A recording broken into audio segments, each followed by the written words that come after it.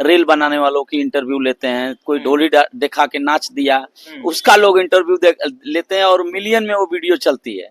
आप देखिएगा ये वीडियो आप बना रहे हैं ना, ये भी मिलियन में नहीं चलेगी, 1000-2000 लोग देखेंगे, लाइक कमेंट शेयर भी नहीं करेंगे। अब इसके नीचे कोई लिख के चला गया पागल।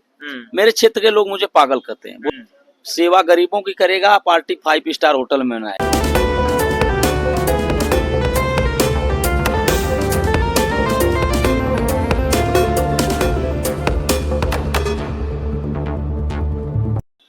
नमस्कार, मैं हूं विवेक कुमार। आप देखना शुरू कर चुके हैं ओबीसी टाइम्स। आज हमारे साथ एक शख्सियत मौजूद हैं। इन शख्सियत के संघर्ष के बारे में जितना कहा जाए वो कम होगा, क्योंकि एक जाति जो समाज के उस पायदान पे खड़ी है, जिसे कह सकते हैं हाशिए पे खड़ी है, अंतिम पायदान पे खड़ी है, जहां से उसकी प्रगति संभव ही नहीं दिखती आज के समय में। उस पीढ़ी को, उस समाज को शिक्षित करने का ये काम कर रहे हैं। जहां तमाम हम देखते हैं आधुनिक युग में जी रहे हैं, जहां सबको समान शिक्षा का अधिकार है, उस जगह पे एक जाति मुसहर, आपने ये शब्द सुना होगा, मुसहर जाति जो है समाज के अंतिम पायदान पे है, जो आज भी शिक्षा से कोसों दूर है, काफी वंचित है। एक समय था बिहार के अंदर जब लालू यादव सत्ता में आते हैं, लालू यादव मुसहरों के लिए वो कार्य करते हैं जो उनके बाद से अब तक किसी ने नहीं किया। चाहे वो राजनीतिक रूप से सफल बनाने की बात रही हो, चाहे शैक्षणिक रूप से उनको सफल बनाने की बात रही हो, वो काम लालू यादव ने किया। जी, आज हमारे साथ जो शख्सियत है उनका नाम है मनोज यादव। रहने वाले मूल रूप से बनारस के हैं और बनारस में ही रह के जिले के जो वंचित लोग हैं, जो शिक्षा से वंचित रह गए, उनके बीच में एक अलख जगाने का काम कर रहे हैं। ये और इनकी पत्नी दोनों लगातार लंबे समय से इस क्षेत्र में लगे हुए हैं। सबसे पहले तो स्वागत और धन्यवाद देता हूं सर आपको इस काम के लिए। बहुत बहुत धन्यवाद भैया जी आपका। सबसे पहले आप अपना परिचय दे दीजिए। जी, मेरा नाम मनोज यादव, सोशल वर्कर है। मैं बनारस का रहने वाला हूँ। एक छोटा सा गांव है मेरा गांव का नाम है उगापुर पंडापुर।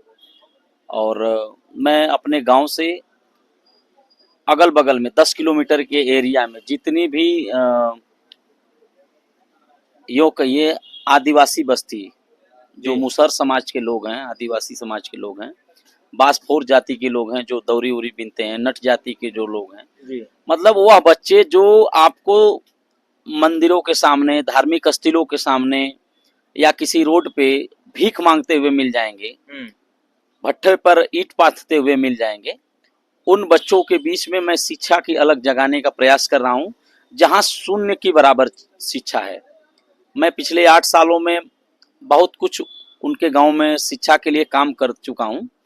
अब तो वहां पे अगर जिस गांव में मैं काम कर चुका हूं उस गांव में जाएंगे तो बच्चे 8वीं पास, 6वीं में पढ़ रहे हैं, 10वीं में पढ़ रहे हैं और 11वीं बीए तक कर रही हैं हमारी जो छात्राएं हैं। तो बहुत अच्छा काम कर रहे हैं, लेकिन उनके बीच में आज भी शैक्षणिक रूप से जो जागरूकता है वो शून्य के बराबर है।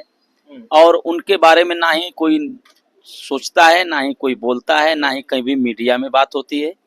हमारे सामने तो आप बहुत कम लोग इधर इंटरव्यू भी लेने आते हैं। देखते हैं कि रील बनाने वालों की इंटरव्यू लेते हैं, कोई ढोली दिखा के नाच दिया उसका लोग इंटरव्यू लेते हैं और मिलियन में वो वीडियो चलती है। आप देखिएगा ये वीडियो आप बना रहे हैं ना, ये भी मिलियन में नहीं चलेगी, 1000-2000 लोग देखेंगे, लाइक कमेंट शेयर भी नहीं करेंगे, क्योंकि यह काम जो है ना ये अच्छा काम है।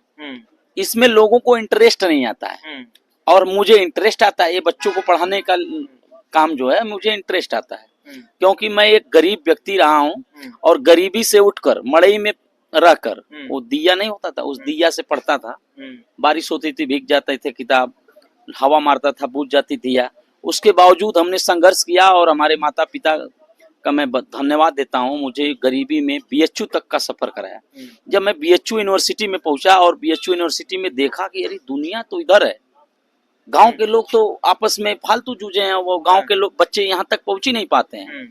तो हमने यह निर्णय लिया कि अगर मैं नौकरी करूंगा तो सिर्फ अपने परिवार के लिए काम करूंगा और समाज के लिए बहुत कम समय दे पाऊंगा। इसलिए मैंने पूरा जीवन समाज के लिए समर्पित कर दिया। मैं अपने क्षेत्र के इंटर कॉलेजों में घूम घूम के बच्चों से मैं बोलता हूँ कि यूनिवर्सिटी में पढ़ो, बीएचयू में पढ़ो।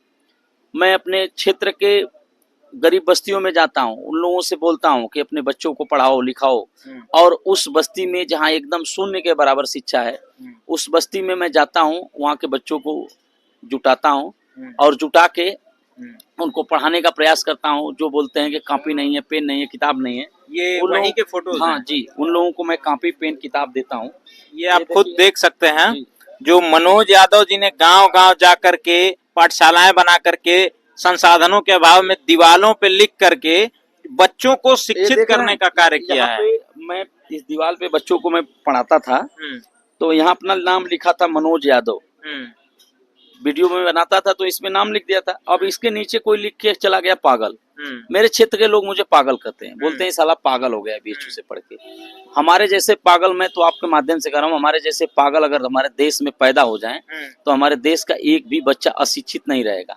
हमारे देश के हर एक बच्चा शिक्षित हो जाएगा और आंख से आंख मिलाकर बात करने लायक हो जाएगा। हमारे देश के जितने भी नेता हैं, हर नेता बोलते हैं कि हम गरीबों के लिए लड़ाई लड़ रहे हैं, हम गरीबों के लिए काम करते हैं। किसी भी बड़े व्यक्ति से आप पूछेंगे तो वो व्यक्ति बोलेगा कि हम गरीबों की सेवा करना चाहते हैं, लेकिन फिर भी वो अपनी जो पार्टी मनाता है वो 5 स्टार होटल में मनाता है।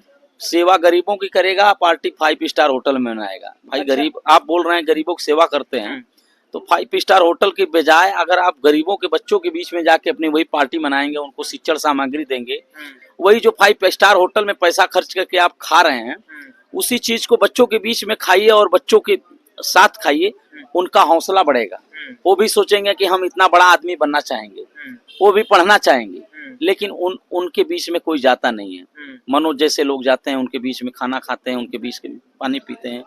उनको आगे बढ़ाने के लिए हम लगातार 8 सालों से संघर्ष कर रहे हैं और यह प्रयास हमारा लगातार जारी है, जारी रहेगा भाई। अच्छा, ये बताइए आखिर क्या कारण है, देश को आजाद हुए एक लंबा अरसा हो गया, संविधान के प्रस्तावना में लिखा है राइट टू एजुकेशन, सभी को शिक्षा का अधिकार है, फिर क्या कारण है कि इतने स्कूल इतने कॉलेज होने के बाद भी जो देश के आदिवासी तबका है, जो जनजातियां हैं, वो शिक्षित क्यों नहीं हो पाती हैं, स्कूलों में क्यों नहीं पढ़ पाती हम हैं? आपको बता रहे हैं, सभी को शिक्षा का अधिकार तो दिया गया है, एकदम सही लिखा गया है, लेकिन सभी को एक समान शिक्षा का अधिकार नहीं लिखा गया है।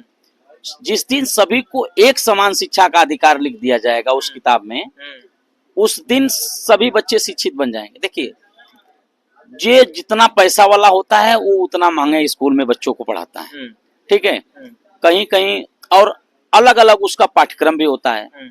सरकारी स्कूल में पढ़ने वाले बच्चे कुछ और पढ़ रहे हैं, प्राइवेट स्कूल में पढ़ने वाले बच्चे कुछ और पढ़ रहे हैं, और उससे भी महंगे महंगे जो स्कूल हैं, आईसीएसई बोर्ड है, सीबीएसई बोर्ड है, उसमें पढ़ने वाले बच्चे कुछ और पढ़ रहे हैं। जब वो नौकरी करने के लिए जाते हैं, जब एग्जाम का तैयारी करने के लिए जाते हैं, जैसे आईएएस की तैयारी करने गए, डॉक्टरी की तैयारी करने गए, इंजीनियरिंग की तैयारी करने गए, वहां पे जो परीक्षा का प्रश्न पत्र आता है वो एक समान हो जाता है।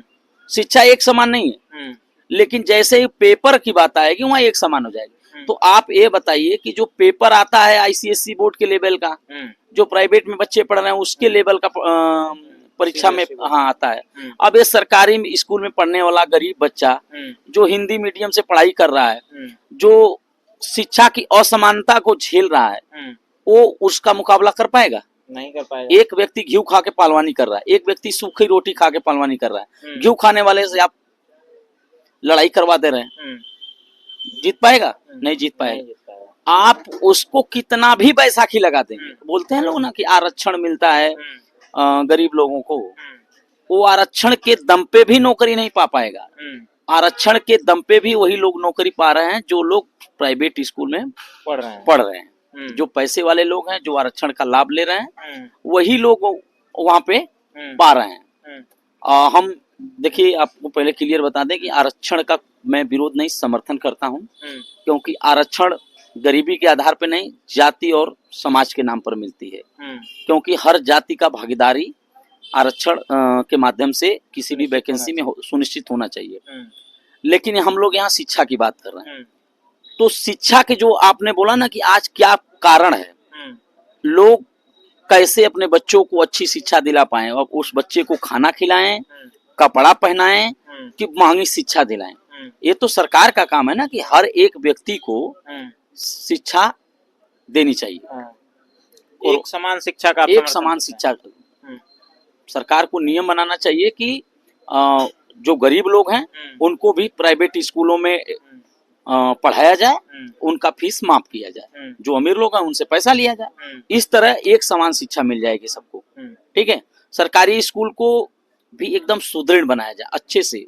सरकारी स्कूल में जो मास्टर पढ़ा रहे हैं उनको सिर्फ पढ़ाई लिखाई से संबंधित काम दिया जाए, बाकी अन्य काम न दिया जाए, उनकी मॉनिटरिंग ढंग से हो, उनको प्रॉपर उनकी चेकिंग हो। जैसे हम लोग पढ़ाई करते थे जब छोटे छोटे थे तो हम लोग जानते थे कि डिप्टी साहब आ रहे हैं, जानते हैं? अब हम नहीं सुनते कि डिप्टी साहब आ रहे हैं।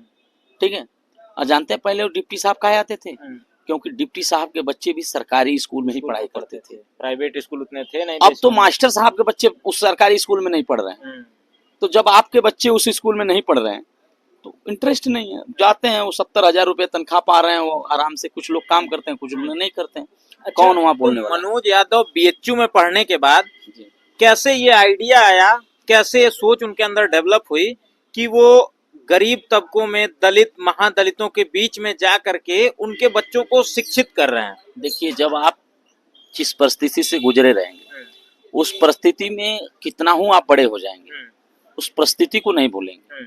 ठीक है, जब मैं बीएचयू में पहुंचा तो मैंने वहाँ एक समानता पाया कि यहाँ तो सभी लोग एक समान है, बहुत अच्छी शिक्षा मिल रही है और बहुत बड़े बड़े घरों के लोग बच्चे यहाँ पढ़ रहे हैं। हम यहाँ भटक के मान लीजिए किसी तरह अपनी मेहनत से पहुंच गए हैं, लेकिन हमारे गांव में तमाम बच्चे हैं जो यहाँ तक नहीं पहुंच पा रहे हैं, जो गार्जियन अपने बच्चों को यहाँ तक नहीं पहुंचा रहे हैं, उनको मैं जागरूक करूंगा, उनको शिक्षित करूंगा और उनको बताऊंगा कि अपने बच्चों को वहां तक पहुंचाओ, तब तुम्हारे बच्चे की आगे का रास्ता खुलेगा। अच्छा, तो ये सोच मनोज यादव के ही जहन में क्यों आई?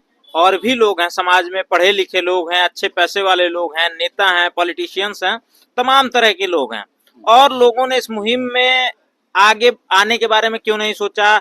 उस तबके को शिक्षित करने के बारे में क्यों नहीं सोचा? तबका लंबे समय से शिक्षा से काफी दूर है, जानकारी ही नहीं है कि शिक्षित होकर वो कर क्या सकता है। देखिए, समस्या ये है ना कि लोग कहते तो जरूर हैं कि हम समाज सेवा के लिए समर्पित हूँ, बहुत लोगों को देखेंगे हम गरीब लोगों की सेवा के लिए समर्पित हूँ, कहना और करना बहुत अंतर है। ठीक है, और पहली बात, और दूसरी बात कि अगर आप करने लगेंगे हमारी तरह तो फिर और अपना काम नहीं कर पाएंगे।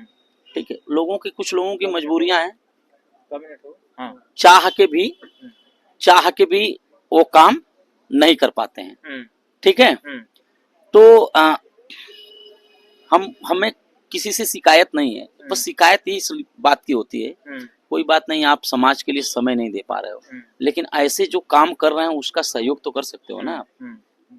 ऐसे जो काम कर रहे हैं उनकी वीडियो को देख के लाइक कमेंट तो कर सकते हो ना। बिल्कुल, नाचने गाने वाली वीडियो को लाइक कर रहे हो, कमेंट कर रहे हो, आप लोग मिलियन में चला दे रहे हो। आपने मेरा इंटरव्यू लिया, आप देख लीजिएगा कि कितना वीडियो चलेगा। हम अपील नहीं करेंगे, क्या नाचने वाले अपील करते हैं कि हमारा वीडियो लाइक करो?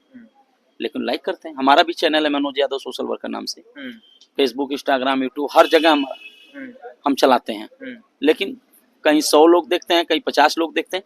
इसका मतलब कि समाज में गंदगी देखने वाले लोग ज्यादा हैं, अच्छाई देखने वाले कम हैं, अच्छा काम करने वाले कम हैं और गंदा काम करने वाले ज्यादा हैं। ठीक है, तो हम जैसे लोगों को तैयार करना होगा, लोगों को मोटिवेट करना होगा। जैसे आपके इंटरव्यू किसी ने देखा, हमारी बातों से हो सकता है प्रभावित हो, अपने क्षेत्र में ऐसा काम करने लगे।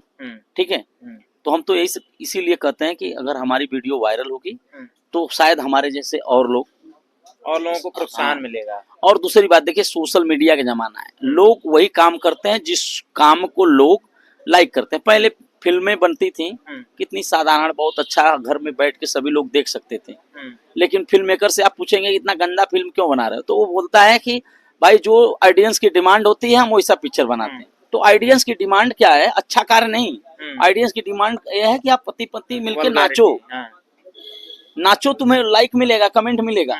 पति पत्नी मिलकर अगर पढ़ाओगे, हम 8 साल से पढ़ा रहे हैं, अब तक फेमस नहीं हुए, और जो पति पत्नी मिलकर अगर नाचे होते तब तक मिलियन में व्यूअर होता, आप लाखों कमा लिए होते। इतने लंबे समय से आप समाज को शिक्षित करने का काम कर रहे हैं, काफी दुख होता होगा जब वैसा रिस्पांस आपको ना मिले, शासन सत्ता का सहयोग ना मिले। नहीं होता है, क्योंकि मैं किसी से पूछ के नहीं कर रहा हूँ ये काम, ना ही किसी के कहने से कर रहा हूँ। ये मेरा मन है, मैं कर रहा हूँ। जिसको लगेगा कि हम कर रहे हैं अच्छा, उसको मदद करना होगा तो करेगा, नहीं मदद करेगा तब भी मैं करूंगा, और करेगा तब भी करूंगा। अच्छा, सरकार और समाज से क्या अपेक्षा रखते हैं आप, एक बार अपील कर दीजिए। सरकार और समाज से बस हम यही अपील करते हैं कि आप मेरी मदद न करिए, समाज से मैं कर रहा हूँ कि आप अपने क्षेत्र में खुद अगल बगल में जहाँ हैं आप उस क्षेत्र में ही देखिए। आप हम बहुत से ऐसे बच्चे जरूरतमंद मिल जाएंगे जो पढ़ना चाहते हैं और उनको पढ़ने का साधन नहीं मिलता है। तो आप जो फालतू खर्चा करते हैं, जैसे शादी ब्याह में दिखावा करते हैं, बर्थडे पार्टी कर रहे हैं, मृत्यु भोज कर रहे हैं, ये सब चीजों को, खर्चों को कंट्रोल करिए और उस खर्चे से किसी गरीब बच्चे की पढ़ाई में लगाइए। किसी बच्चे जो जरूरतमंद बच्चा है, पढ़ने में तेज है, उसको पढ़ा लिखा दीजिए, उसका जीवन बना दीजिए। वो जीवन भर आपका एहसान नहीं भूलेगा। आप किसी को पार्टी में खिला देंगे, कितना हो अच्छा भोजन खिला देंगे, लेकिन वो कुछ न कुछ नुक्स निकाल के घर चला जाएगा। एक दिन याद करेगा, दूसरे दिन भूल जाएगा। लेकिन जिसका आप जीवन बना देंगे, वो पूरा जीवन आपको याद रखेगा कि इनकी वजह से आज मैं यहाँ हूँ। ठीक है भैया। और सरकार से तो मैं यही कहूँगा, सरकार के अंडर में तो सब कुछ है। सरकार से बस एक ही निवेदन है, विनती है कि शिक्षा को एक समान कर दें। गरीब अमीर दोनों बच्चों को एक समान शिक्षा दीजिए, एक समान पाठ्यक्रम करिए, ठीक है, और सबको एक समान शिक्षा दीजिए। सभी लोगों को जैसे एक समान परीक्षा होती है, उसी तरह एक समान शिक्षा होनी चाहिए। चाहे सरकारी स्कूल हो, चाहे प्राइवेट स्कूल हो, हर जगह गरीब को भी शिक्षा मिले निःशुल्क, अमीर को भी मिले। बहुत बहुत धन्यवाद सर, हमें समय देने के लिए। ये हमारे साथ मनोज यादव जी थे, जो बनारस के रहने वाले हैं और उन तबकों के बच्चों को शिक्षित करने का काम करते हैं जो काफी लंबे अरसे से शिक्षा से दूर हैं, वंचित हैं। तो कहीं ना कहीं ये समाज की नाकामी है, सरकार की नाकामी है कि हम अब तक उस हाशिए पे खड़े समाज को इतना सुदृढ़ नहीं बना पाए कि वो शिक्षा के प्रति जागरूक हो, शिक्षित हो और समाज को बेहतर बनाने के लिए अपनी सेवाएं दे सके। बाकी आप क्या सोचते हैं, कमेंट के माध्यम से बताइएगा। ऐसे लोगों का सहयोग करना हमारा काम है, आपसे भी हो सके सहयोग करिए मनोज यादव जी का। जल्द ही मिलते हैं किसी और वीडियो के माध्यम से, तब तक के लिए नमस्कार, जोहार।